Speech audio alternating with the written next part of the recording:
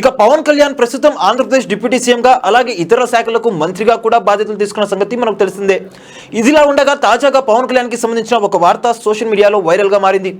ఇండస్ట్రీలో స్టార్ హీరోలుగా గుర్తింపు సంపాదించుకున్న వారందరూ కూడా ఎన్నో టాక్ షోలకు యాంకర్లుగా వ్యవహరిస్తూ మంచి సక్సెస్ అందుకున్నారు. అలాగే పవన్ కళ్యాణ్ కూడా ఒక రియాలిటీ షోకి హోస్ట్గా వ్యవహరించాల్సి ఉండేదట. కానీ అది మిస్ అయిందని తెలుస్తుంది. రామోజీరావు ఆధ్వర్యంలో ఒక భారీ రియాలిటీ షోని ప్లాన్ చేశారు. ఆ రియాలిటీ షోకి పవన్ కళ్యాణ్ హోస్ట్ అయితే బాగుంటుందని రామోజీరావు భావించి ఆయన ఆలోచనను పవన్ కళ్యాణ్తో పంచుకున్నారు. ఇక పవన్ కళ్యాణ్ కూడా ఈ కార్యక్రమానికి హోస్ట్గా వ్యవహరించడానికి దాదాపు గ్రీన్ సిగ్నల్ ఇచ్చారట. కానీ ఈ కార్యక్రమం కొన్ని కారణాల వల్ల ఆలస్యం కావడం, అంతలోపే పవన్ కళ్యాణ్ పార్టీ పెట్టి రాజకీయాల వైపు రావడంతో ఈ షో మిస్ అయిందని తెలుస్తుంది. మరి పవన్ కళ్యాణ్ హోస్ట్గా చేయాల్సిన ఆ షో ఏంటి అనే విషయానికి వస్తే అది మరేదో కాదు, జనాలలో భారీ స్పందన సాధించిన సత్యమేవ జయతే ప్రోగ్రామ్ను తెలుగులో పవన్ కళ్యాణ్తో చేయించాలని రామోజీరావు భావించినట్టు తెలుస్తుంది.